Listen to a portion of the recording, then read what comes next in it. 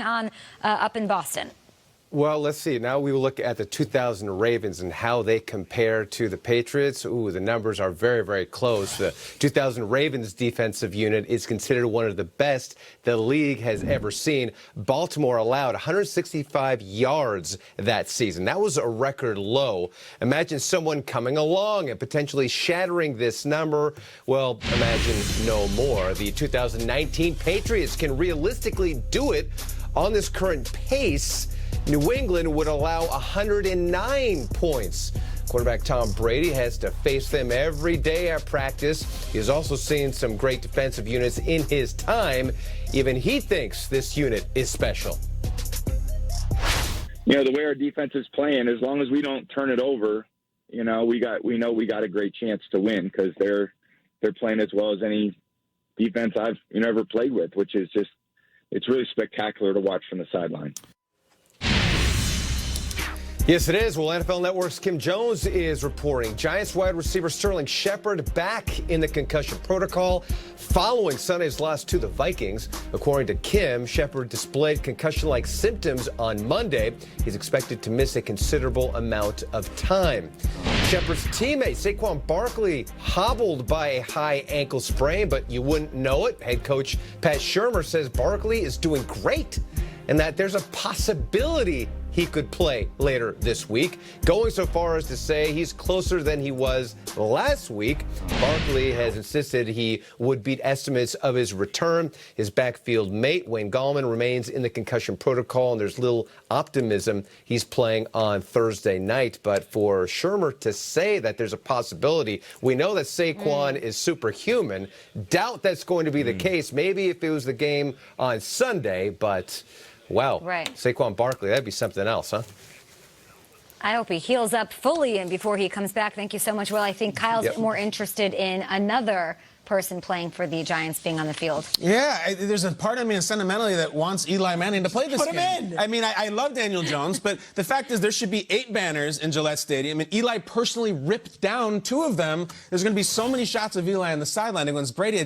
Is there a way Pat Shurmur would just say, you know what, we're going to go with Eli this week. We love Daniel, we're going to go with Eli. That's what I want, Pat. I don't see that quarterback change happening, but there is some quarterback stuff happening in the nation's capital. The Redskins looking to move forward after parting ways with head coach Jay Gruden early yesterday morning. Now, with more on the coaching situation and the quarterback situation out in Washington, here is our own Mike Garafolo. Mike?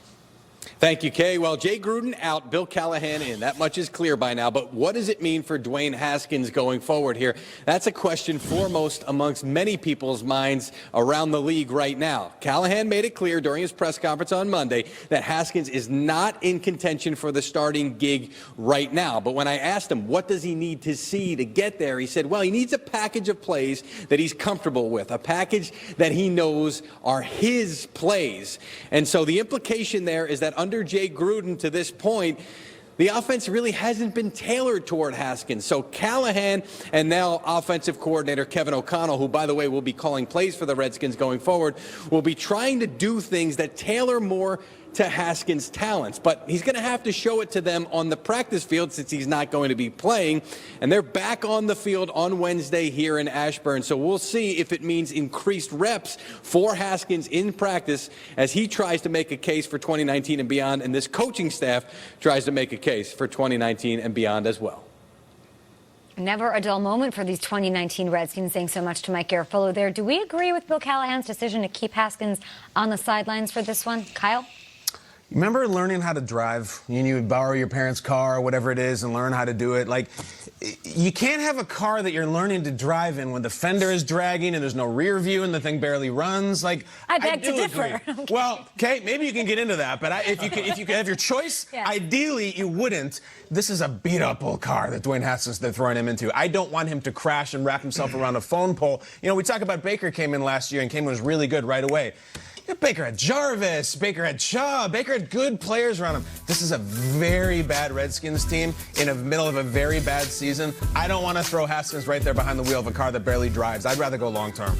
I'm with Kyle on this one, and it's not so much about the talent around him. I'm also looking at Dwayne Haskins. Like, Jay Gruden had every incentive in the world to put Dwayne Haskins into this game. He hadn't learned the playbook, he hadn't mastered it, and he hadn't. You have to go in front of the team right now and look at 52 men in addition to everyone, and be like, this gives us the best chance to win. You guys are all veterans. This is the guy we're going with. If they're playing the Dolphins, who are arguably the other worst team in football, and they're saying that it's not even a consideration to start Dwayne Haskins, that tells me that either A, he's not ready yet and we're protecting him, B, he hasn't mastered the playbook, or C, the darn offensive coaching staff has to get him going at some point, and they haven't done their job. I look at Tim Rattay, who's the quarterback's coach. He should be sitting next to Dwayne Haskins 24 hours a day, getting him in that playbook, saying, learn this thing. Maybe he is. And I look at Kevin O'Connell, the offensive coordinator, saying, you're this young, bright star. Let's get an offense going so we can see the first-round pick. It's not all on Dwayne Haskins, but some of it is. Like, some of it is. These guys have to come together and figure out a way to get him on the field. Listen, I agree with you guys 100%. If they're not putting him in right now, then there could be something deeper than just having his talent on the field. I can't speak on it. I don't know enough about what's going on within the organization to tell you that Dwayne Haskins does or does not know the playbook. But I'll make it real personal to this table. No, you got it. You remember when we first started this show? I'm not sure we were all ready for where we are now. We started this show and all of us heard the same thing. You know what? This could be over in a year and a half. We don't know if the morning show is going to work in New York. And now, 4 years later, we're sitting here moving one of the best shows in the business because we took our lumps in real time and we worked through all those little things. This is bigger than football. Let me give a parallel and a life lesson to everybody at home.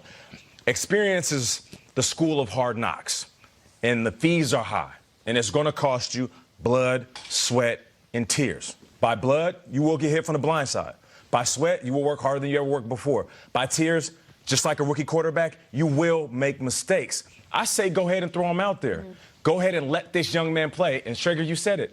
It's the Miami Dolphins. As a player, I would never say a name of a team so disrespectfully, but this year, it's the Miami Dolphins. Yeah, what if he loses to the Dolphins, Nate? That's a bad luck. What if he wins and the confidence rides high and all of a sudden this team has something to smile about and the fan base has something to cheer about? I say go put him in. What's his confidence like right now, quickly, before we hit break? His confidence? Yeah, like let's put me in his shoes. What is he feeling watching this? What is he feeling getting taken out and putting Colt McCoy in? What is he feeling after throwing 3 interceptions against the Giants? Where's his confidence level right now? I think it's the same confidence that Peyton Manning had after he threw 3 interceptions in his first start. It's the same confidence that every young quarterback goes through when you have to hit the reset button. I was told as a young player, have a short-term memory. Okay. Forget about it, move on. That's the only way you can be successful. That's my in this worry. business. What is this doing to him? What is I think this it's doing rattling to him. Dwayne Haskins? Peyton Manning was drafted as a savior and put in game 1. Dwayne Haskins was drafted to save the franchise. He's sitting there because they're not ready, and he's sitting behind Case Keenum and Colt or whatever. And their they're names are. 0-4. You know what I mean? Like the silence is deafening. Rattling him? Yeah, He's a multi-million-dollar quarterback that plays for the Washington Redskins. How come he's not in? These are grown men that are football players. Can you explain why he's not in? Because there's something really compelling that reason they're not putting him in. The only thing that I can assume is that he doesn't know the playbook. And if that's the case, then don't put him in. Yeah. But I feel like if you're a good coach, you can create a basic game plan around a young, inexperienced quarterback to get through a game versus the Miami Dolphins. Do you ever walk down the street in New York going to your car and there's people in front of you and you're just trying to get through them and it makes you kind of All angry? the time. I can't Does stand it make you kind of angry? Pisses me off. You ready to get angry? Yeah! That's why I run them over and I get arrested. Whoa! Hey, no, Chris Carson. He got the Angry Runs crown last week. Sent a picture back. Guys, we got a wild Angry Run segment this week, and it includes Lamar Jackson. And highlights from 49ers and Browns. Some of those Niners who are angry. I want to give one to Kittle. What is he doing? Wait a second. Oh, is that flag? Take me to the horseshoe, my friends. Because when Baker did this at OU, Nick Bosa was in the post-game locker room on his field. He has been incensed about it for 2 years and had a lot to say during and after the game. He was chanting Baker's name during the game at Baker. And guys, this was a blowout. All Niners, start to finish, 31-3. Incredible night in San Francisco, 4-0. And then he wasn't done. More? And Nick grabbed an actual flag after the game and planted it. Unbelievable. Nate, what do you think? Listen, I love the fact that he's taunting Baker Mayfield because Baker Mayfield trolls everybody. Damn right. And let's hear from that Nick Bosa, number 97, discussing revenge or a reckoning.